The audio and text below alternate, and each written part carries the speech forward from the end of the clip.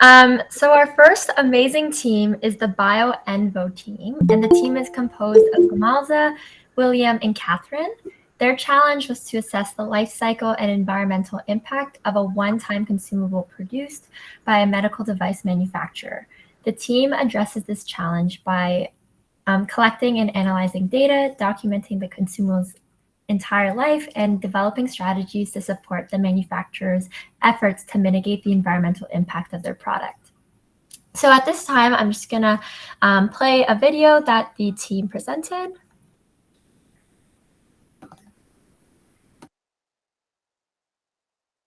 Global warming is an expanding danger to our planet, leading to a rise in respiratory and cardiovascular diseases, injuries, and even premature deaths.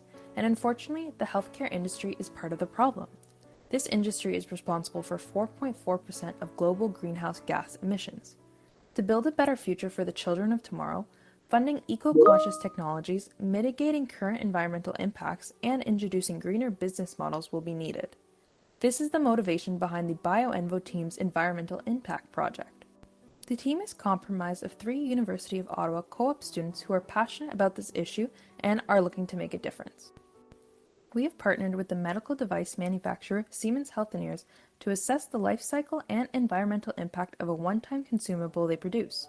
We address this challenge by collecting and analyzing data documenting the consumable's entire life and developing strategies to support the manufacturer's efforts to mitigate the environmental impact of their product.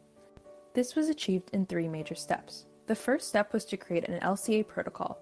This was done by doing an extensive literature review on LCAs to understand the key components, scope, format, and standards of this type of technical report. Once familiar, a protocol was drafted to better assist in the writing of the LCA. The second step was to conduct the life cycle analysis. This was done by collecting pertinent data from the manufacturer to gain better insight on the entire life of the one-time consumable. The data was then analyzed in an LCA software called CIMAPRO to assess the environmental impact of the product and what impact categories it contributed to the most. Once analyzed, the results were put into writing. Finally, for the last step, once the results of the environmental impact were in, the team was able to do research and propose alternatives to help mitigate the environmental impact of the product.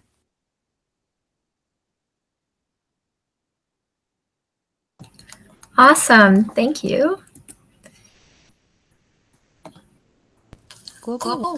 So I will now turn it over to this amazing team to hear what they have to say. Thank you, Kira. So today we'll be sharing our environmental impact project with you all. So just on the next slide. Throughout the summer, our team has been partnered with our client, Siemens Healthineers. They're a medical device manufacturer focused on pioneering breakthroughs in healthcare.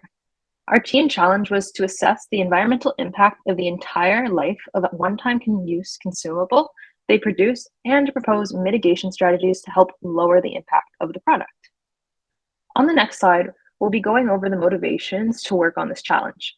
As a team, we possess multiple reasons for wanting to work on this. The first being the fact that working on this will have a part in increasing awareness of the environmental impact the product has on our clients.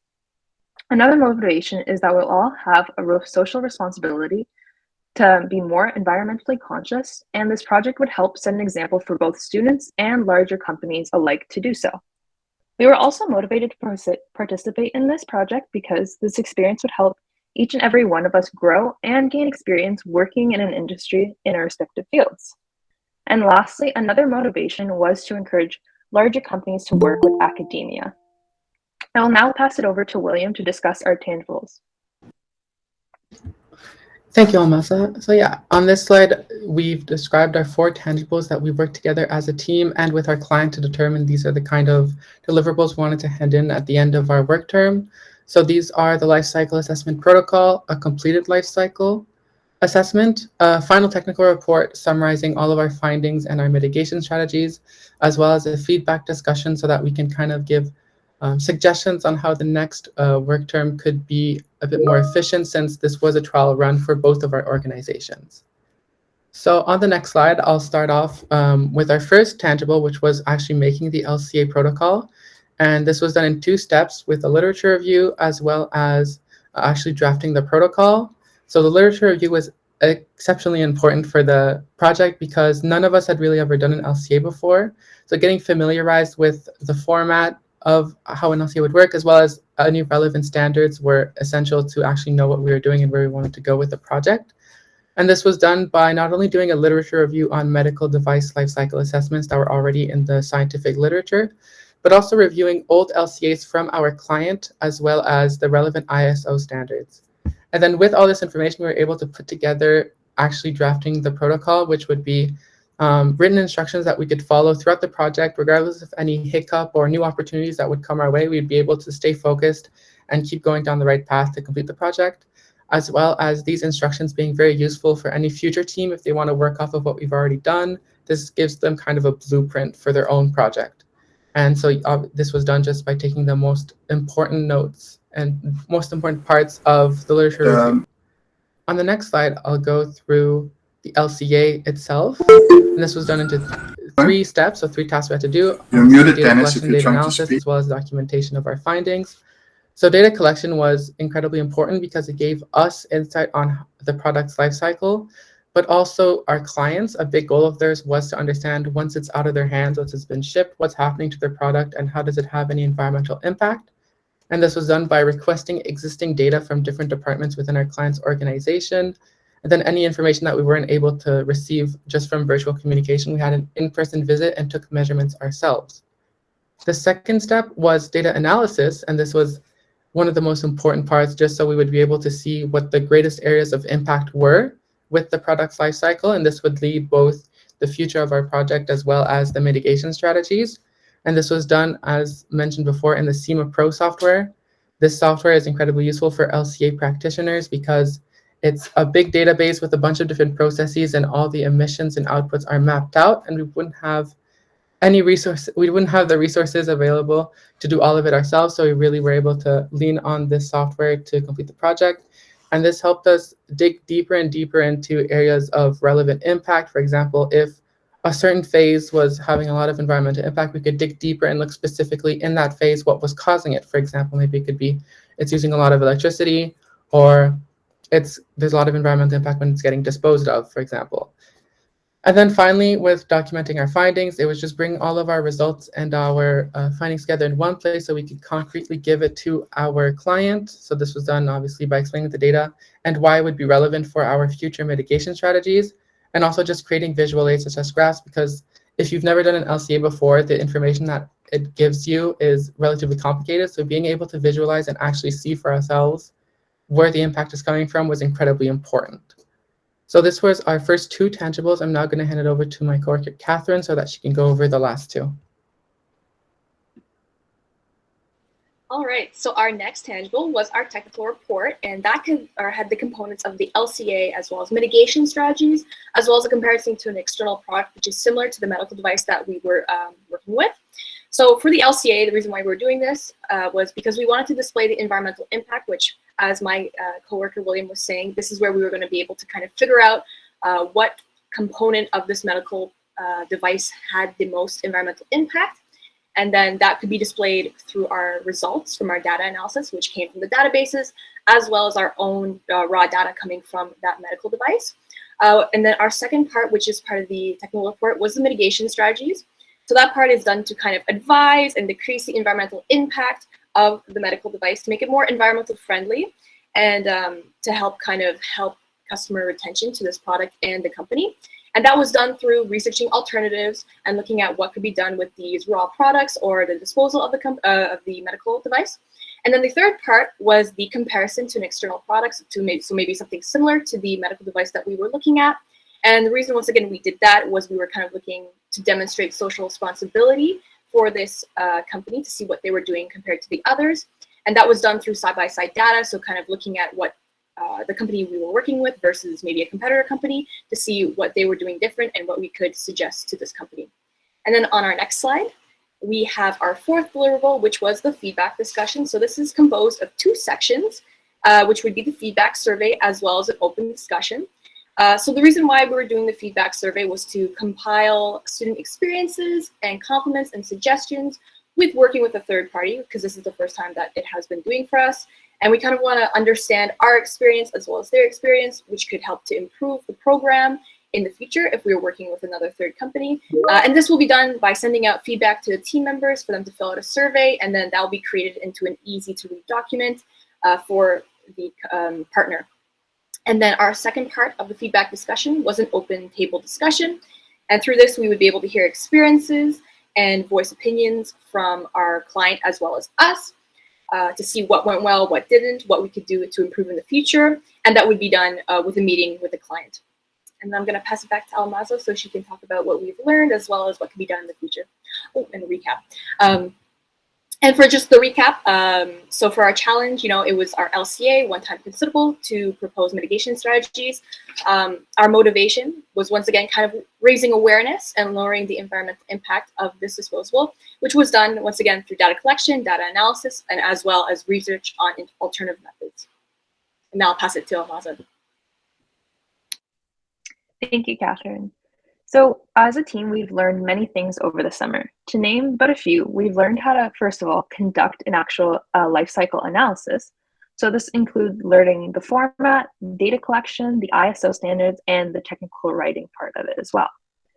Other things that we learned are how to work in a dynamic environment. Throughout the summer, the scope of the project kept changing depending on what information was made available to us, and therefore we had to learn how to adapt and how to adjust our project to these new circumstances. Also, working with our client has given us the chance to learn collaboration, especially when trying to combine an academic environment to a corporate environment. Furthermore, within our team, we worked on teamwork and communication throughout the summer. These were skills that were essential to this kind of project. And then on the next slide, we're going to be talking about the impacts that our project had. So the immediate impacts of our project was that we were able to highlight areas of environmental impact from the product. We were also able to offer a step-by-step coverage of the life cycle of the product to our client, and also gain the confidence to work in an independent and dynamic environment. So those are three things that we immediately, the immediate impact we felt. And then with this, there was also long-term impacts that came with our project. So first off, this project would also help decrease the environmental impact of the product in the long run, since our client will be looking into our proposed mitigation strategies and hopefully implementing them in the future to come. This is also a stepping stone for future teams who would like to work with our client, since they will already have a protocol on how to conduct an LCA, so they're already one step ahead. And then finally, this also gave our team research experience, which can then be applied further down the line to other projects we will encounter. And now we'll jump to the next slide. And you might be wondering, what is the future for our project? Well, in the future, we would like to widen the scope of the life cycle analysis to not only just focus on the product itself, but also to focus on the manufacturing and distribution plants that it meets along its life. So, for example, instead of just looking at the product itself, you can also look at the workers who work in the manufacturing plant and what kind of emissions they produce getting to work, things like that. So with an LCA, you can really expand the scope to as large as you would like. So that is definitely a possible route we could take. We could also look into implementing a recycling program for the products so that they are no longer a one-time consumable. And this would, of course, help with the environmental impact of the product. And then finally, it would be possible to also enlarge the market analyzed instead of just focusing on the entire Ontario market, which we had done for this project specifically this summer. We could also expand to bigger markets such as the Canadian or even global market, since our client is found all around the world. And then we'll go to the next slide. And this brings us to the end of our environmental impact project. Thank you all for taking the time to come here today and listening to our presentation. And we'd like to open the floor to any questions you may have. Thank you, BioEnvo. Yeah, feel free to ask questions in the chat or raise your hand. Like I said, I do have two screens going, so if I miss you, apologies in advance. Jesse, go ahead. That was a great presentation, guys. You had said that you went in person to take measurements. Like, how did you go about doing that when you were in person in the Siemens lab?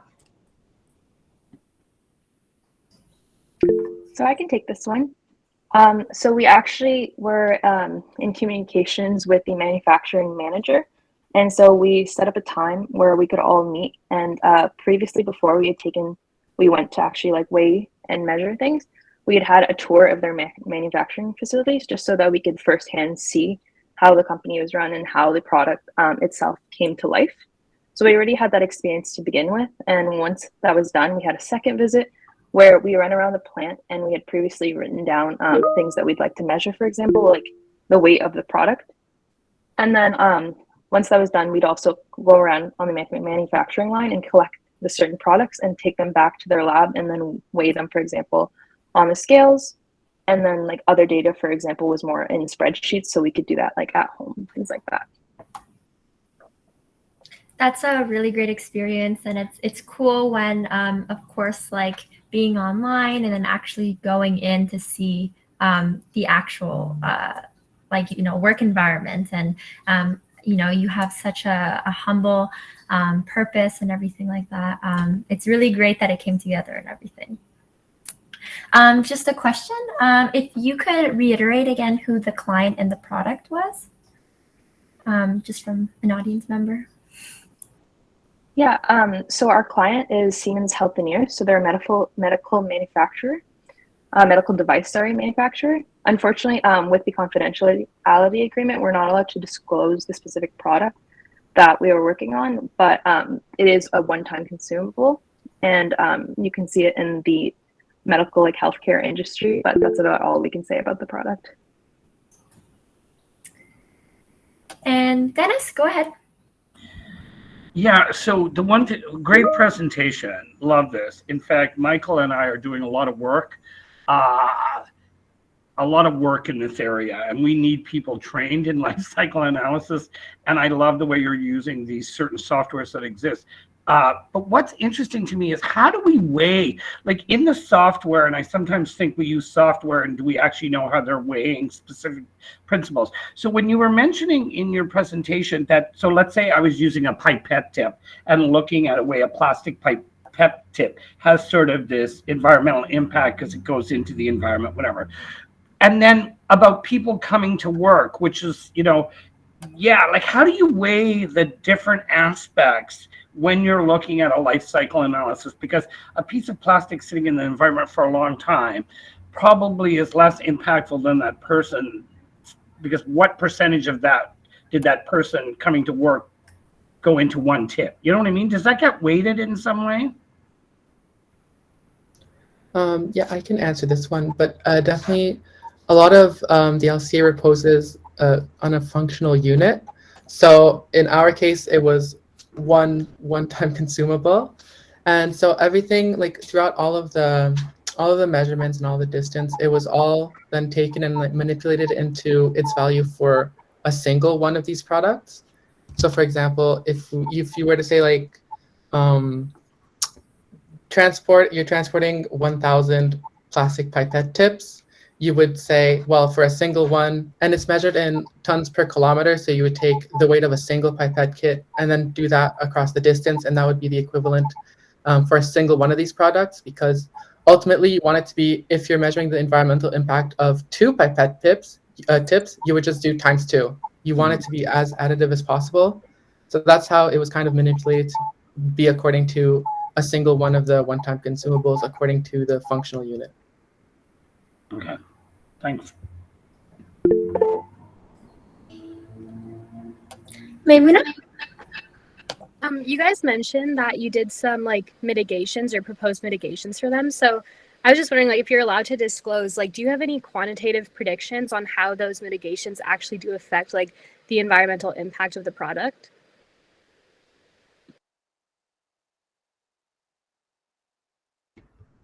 Well, I can answer this one as well.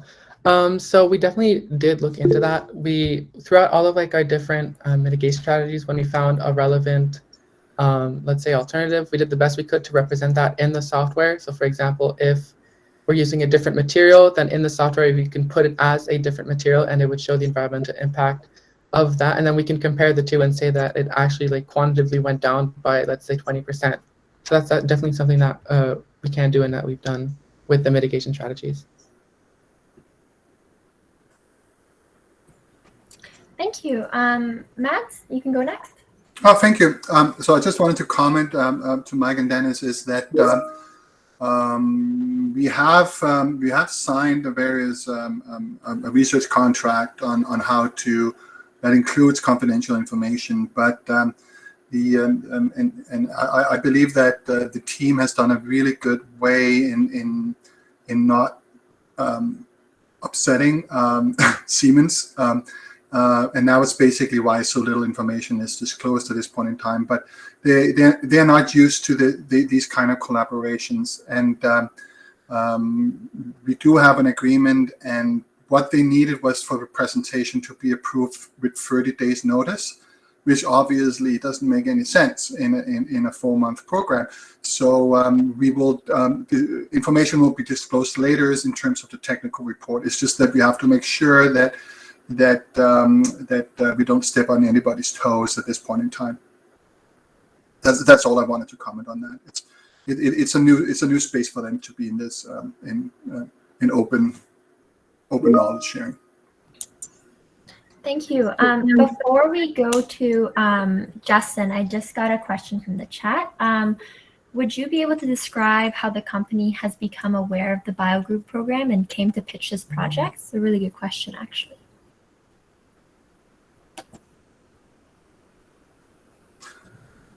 So, Amasa, do you know the details?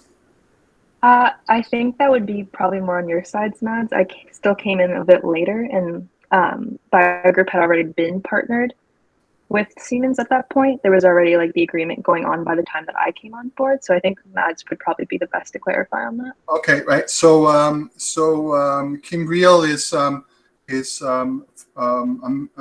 works for Invest Ottawa, and he's also on the board of director at BioGroup, and he facilitated the contact between me and Siemens and I then worked with Siemens to develop figuring out how we could potentially work together and how students could make do some meaningful work that is both meaningful for them and also for Siemens in the long term. Thanks for that clarification. Justin, go ahead. Would you guys know how long it takes to do an analysis for like a single project? I mean, I assume it's different for everything, but like maybe like an average. If a company wants to get their whole set of products checked out to see which one, or just to do an analysis, how long would that take, for example?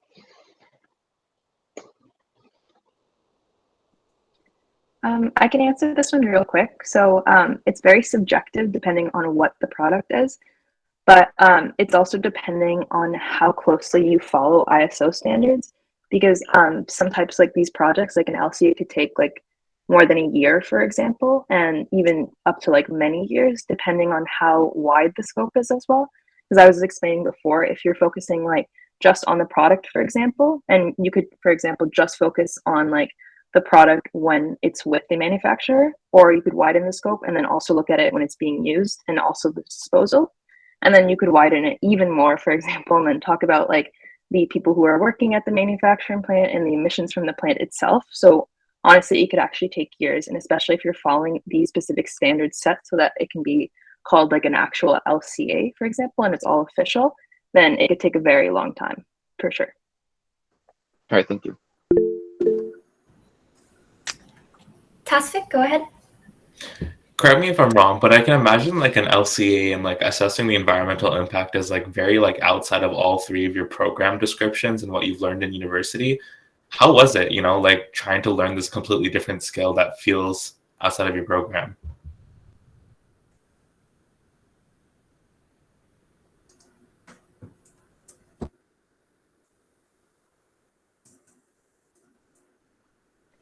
All right, I can jump on this question.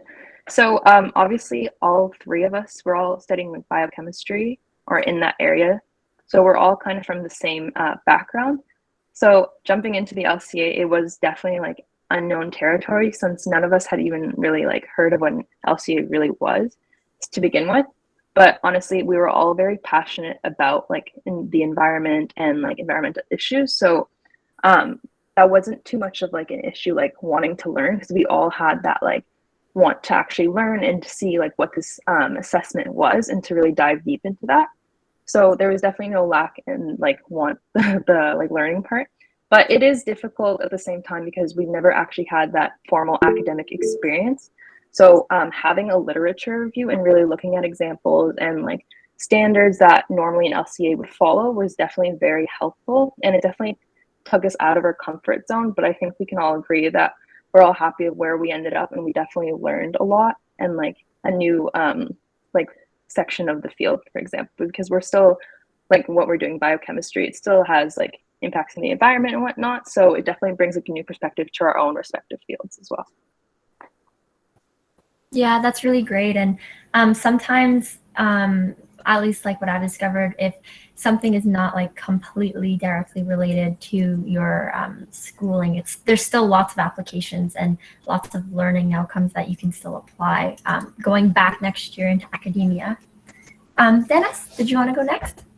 Yeah, this is a great project because I tell you right now, if we could have 10 people in this area for our organization, we're in the middle of a climate change program in agriculture, and how the scientists can do the research and they say, oh, they're going to mitigate climate change, and they have no sense of how to do a techno-economic assessment or a life cycle analysis of new technology. So it's not just in things you're creating, it's new technologies you're creating. But a quick question for you, when you do your LCA analysis for Siemens and you say, okay, let's just say it was I'm not saying it was, but let's say it's a pipette tip. We do that, and you do the life cycle analysis of this is how much one tip would cost. Does Siemens have to project for 10 years down, like for government regulation or some compliance? Do they have to regulate? Because what I'm trying to understand is if they have to project that this is kind of the number of tips they do, here's how many we'll use in 10 years, how do you bring in, like when a pandemic happens and healthcare products go through the roof, does that get monitored? Do you have a way to sort of bring in these traumatic events that might happen that would change that projection? And is that just normally there, or is it just assumed this is what we do for 10 years? Do you sort of understand what I'm saying there?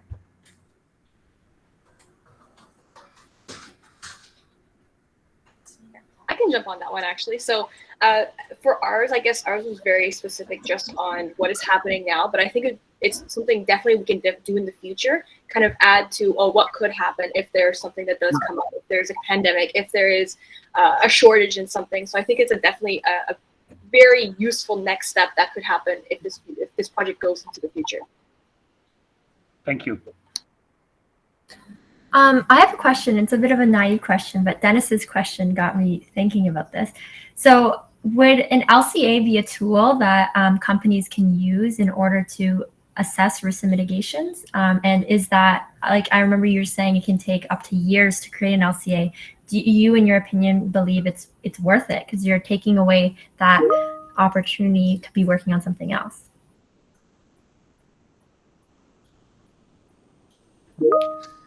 Yeah, I can answer that. I definitely think it's worth it, and I mean probably the rest of the team as well. But I think it's definitely worth it to put in that work. Depending on like how extensive you want it to be, it can take a different amount of time. But once it's done, you have like the certainty of this is an environmentally eco-conscious product, and then you have all that information in the future. If you want to try and make it better, you have all of like the information already there. So when it comes to like what would happen if we changed the material, everything's already set up for you, and you wouldn't have to do that later in the line. And especially we're seeing a bunch of more like environmental assessments being integral parts of companies and new initiatives and new products. So I think just having all that information there and then getting that done incredibly early is really beneficial to a company when it comes to either like marketing or just being sure that during product development, what you're doing is eco-conscious. They're not actually worsening the product. I also just wanted to add on to that. So when we talk about like an LCA that could last years, that's usually the 5 parts. Like there's usually big 5 parts that start from the beginning of raw materials to the disposal. So it's also very possible that you could just focus on one aspect, which we kind of did here, instead of doing all 5, which can not take years. It can maybe take months, but if you just find that one area that is very detrimental to the environment, then you'll know you have an issue there, and then you can work forward. So you know that you have something that you need to focus on. Thank you. Kim, before I get to you, I know Mads had a question in the chat. So he said that we need consultants in this space. Should that training be in academia? And if not, then where and how?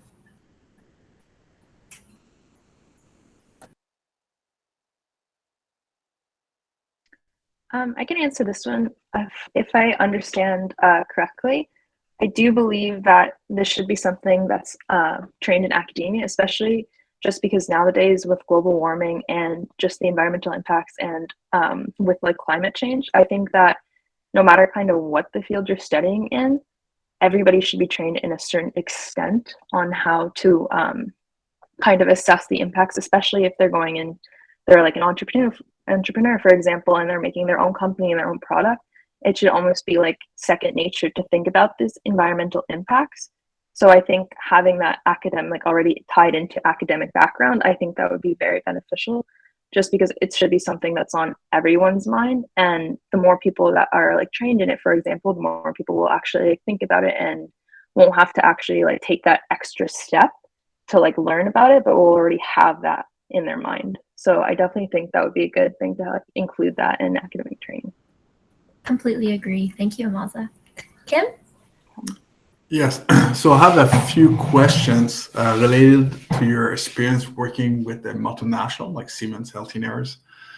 So the first one is, what did you like the best thing working for a multinational?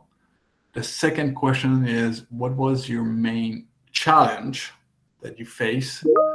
And the third one is, did you get any support from Siemens Healthineers, and did you learn any the business side of a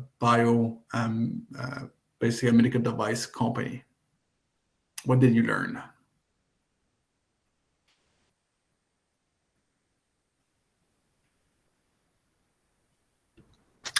Well, I can come in real quick.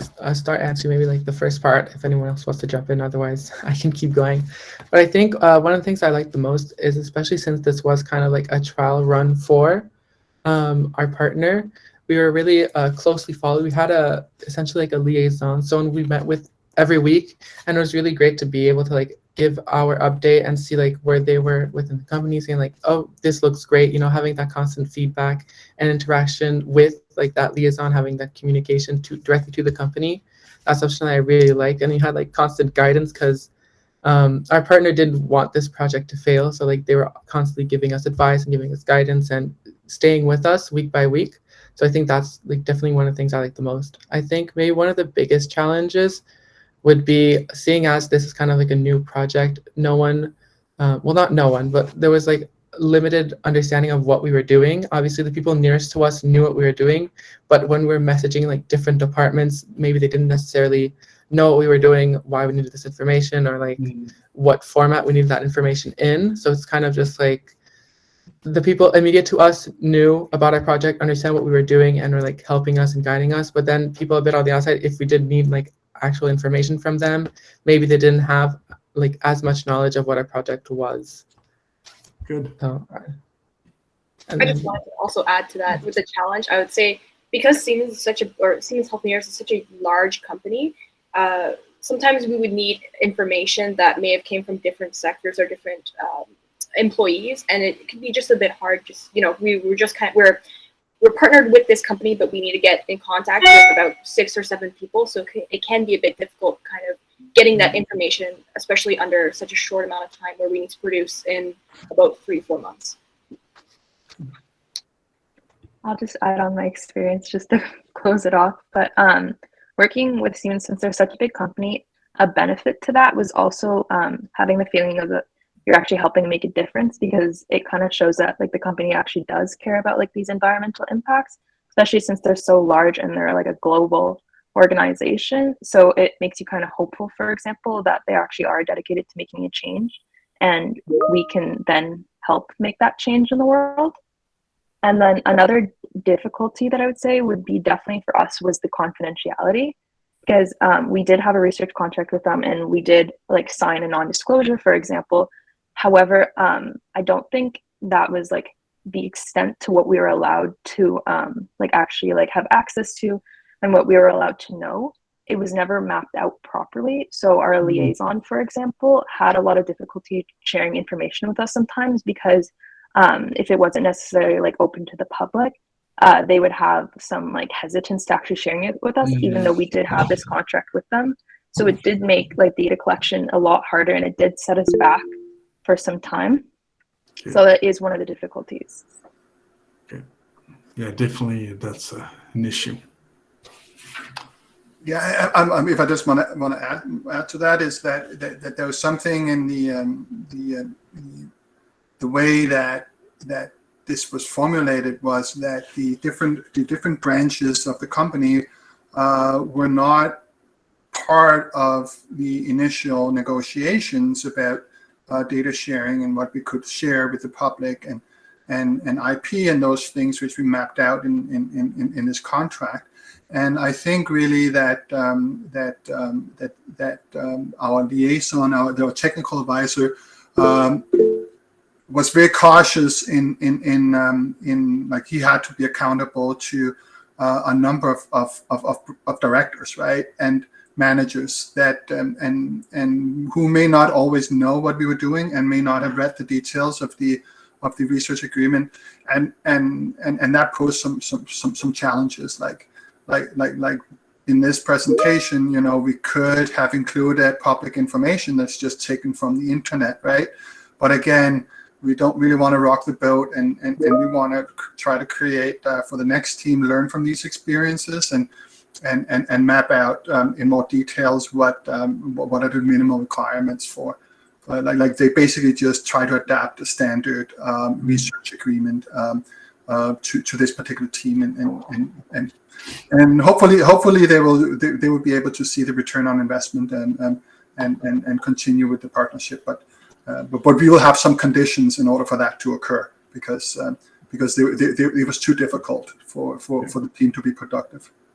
So, another quick question is with that report you did, what's the next step? Or like who's that report is under, like it was shared with which manager? Like is it at the CEO level? Like what's the next step with that report?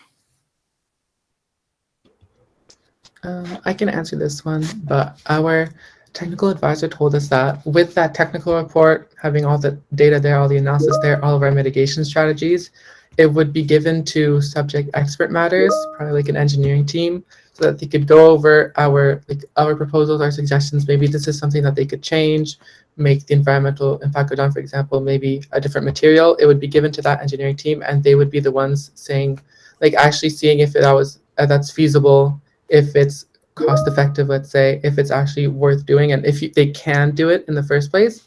That's definitely the next step, having like all of our mitigation strategies in the technical report and handing directly to a team of experts so that they can read through it and see whether or not it's something that they can do. Okay, so it's to facilitate the product development for the next generation of products. Yes, it's definitely like given to an internal team of engineers. Okay, perfect. Thank you. And we are going to have a debriefing later on, and I hope that so the division that was involved here was formerly called EPOCAL, and the CEO of that division was very enthusiastic about this project, and so we are definitely hoping that he will be part of it moving forward, as well as representative from the human resource department that is normally working with co-op and interns and those sort of things in order to assess the return on investment. Okay. Thank you everyone for that discussion.